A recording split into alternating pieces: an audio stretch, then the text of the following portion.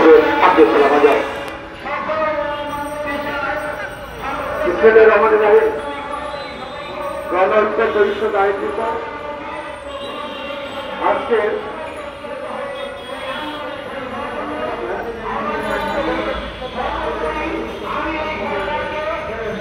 এই কর্মসূচি সংগ্রামী সভাপতি কৃষক দলের সম্মানিত সহ সভাপতি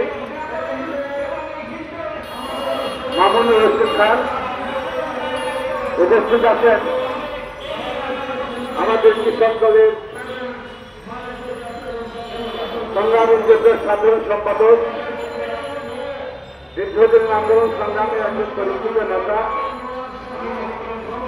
জাহাঙ্গীর আলম, উপস্থিত আছেন এই কৃষক দলের আরেকজন আন্দোলন সংগ্রামের নেতা, কৃষক দলের সংগ্রামের যুদ্ধ সাধারণ সম্পাদক ব্যারিস্টার টিপু সহ অনেক নেতৃবৃন্দ, সংগঠন নেতৃবৃন্দ ইতিমধ্যে বক্তারা ভালো বক্তব্য রাখবেন। বিভিন্ন এই স্বৈরাচারী সরকারের কঠিন স্বৈরাচারী সরকারের বিভিন্ন কর্মকাণ্ড নিয়ে এবং অন্তর্বর্তী সরকারের করণীয় নিয়েও জ্ঞানগর্ভ আলোচনা করলেন। আপনাদের সবাইকে ধন্যবাদ জানাই। আসলে ভারত একটি গণতান্ত্রিক রাষ্ট্র। ভারত আমাদের একটি প্রতিবেশী বড় রাষ্ট্র। আমরা বরাবর চাই রাষ্ট্রের তো রাষ্ট্র একটা ফ্রেন্ডশিপ অথবা বন্ধুত্ব সুলভ আচরণ থাকে, একটা অন্য একটি সহযোগী থাকে।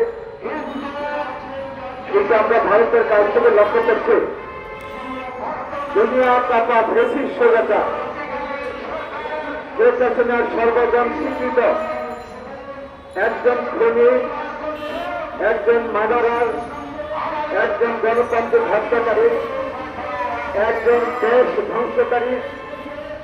এই স্বৈরাচারের হাতে আজকে 15 বছর যাবৎ প্রায় 2000 নেতা কর্মী গুম হত্যা হয়েছে। এটা সর্বজন স্বীকৃত।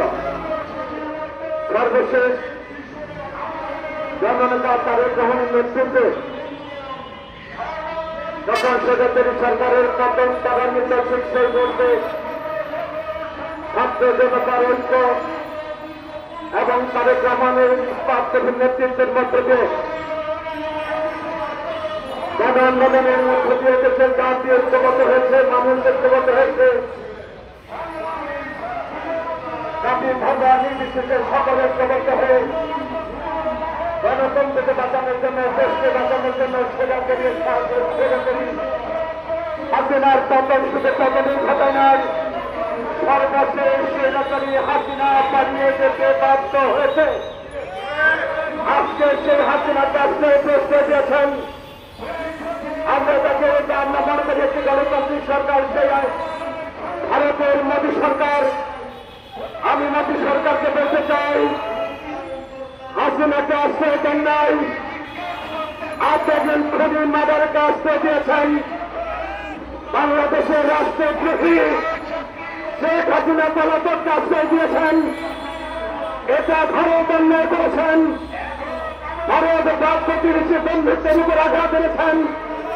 ভারত চেয়েছেন এদের প্রমাণ করে, ভারত চেয়েছেন বাংলাদেশে একদমীয় শাসন ব্যবস্থা, ভারত চেয়েছেন হাসিনার শাসনের থাকুক, এই হাসিনার দ্বারা ভারতের ভেতরে রাজকর্ম হয়ে এটাই প্রমাণ করে আজকে এই ভারতের মাটিতে শেখ হাসিনাকে জায়গা দিয়ে আমরা মোদীকে বলতে চাই,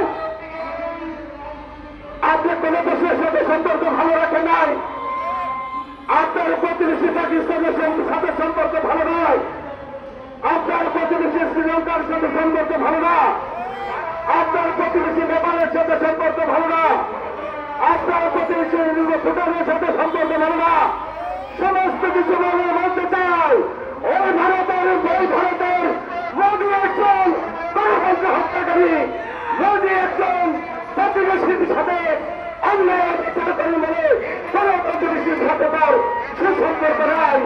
আমি তাই বলতে চাই, আমাদের আজকে ঐক্যবদ্ধ হতে হলে আমরা হাসিনাকে পরাস্ত করেছি, এখানে হাসিনা পালিয়ে যেতে বাধ্য হয়েছে। তাই আমি বর্তমান আন্তর্জাতিক সরকারকে বলতে চাই,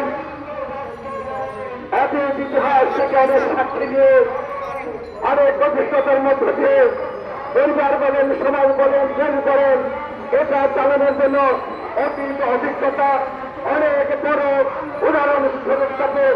যে হাসিনা থাকতে পারলেন না, এত হত্যা করলেন, এত খুন করলেন, একটি নির্বাচনের জন্য, একটি তত্ত্বাবধায়ক নির্বাচনের জন্য এত কিছু হয়ে গেছে। সেই তত্ত্বাবধায়ক যে নির্বাচনের দাবি নিয়ে বেগম খালেদা জিয়াকে শাস্তি প্রদান করা হয়েছে, এই তত্ত্বাবধায়ক সরকারের দাবি নিয়ে তারেক রহমানকে দেশান্তরিত করা হয়েছে। তারেক রহমানের বিরুদ্ধে অনেক কমিটিভুক্ত করে দিতেন, এদেশের বিএনপি জনগণের বিরুদ্ধে, এদেশের বিভিন্ন দলের বিরুদ্ধে ওই পদ্ধতি স্বৈরাচার শেখ হাসিনা অনেক প্রযুক্তি এনে দেশবাদে মন্তব্য করেছেন। তারপরেও জাতি তারেক রহমানের নেতৃত্বের মধ্য দিয়ে ঐক্যবদ্ধ হয়ে ছাত্র জনতার মধ্য দিয়ে এই স্বৈরাচারী সরকারের পতন হয়েছে। আমি এই জন্য প্রফেসর ইউনূসকে বলতে চাই, আপনি একজন সচ্ছল ব্যক্তি, আমরা আশা করবো অত্যন্ত নির্বাচন দিবেন।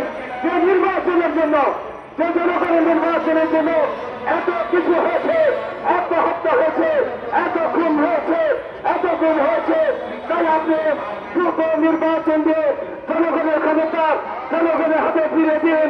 তার নেতৃত্বে যারা ক্ষমতা আছেন, সেখানে আসে, তারা পার্লামেন্টে গিয়ে জনগণের কথা বলবে, দেশের কথা বলবে, গণতন্ত্রের কথা বলবে, সার্বভৌমিকতার কথা বলবে, আমাদের অধিকার নিয়ে কথা বলবে।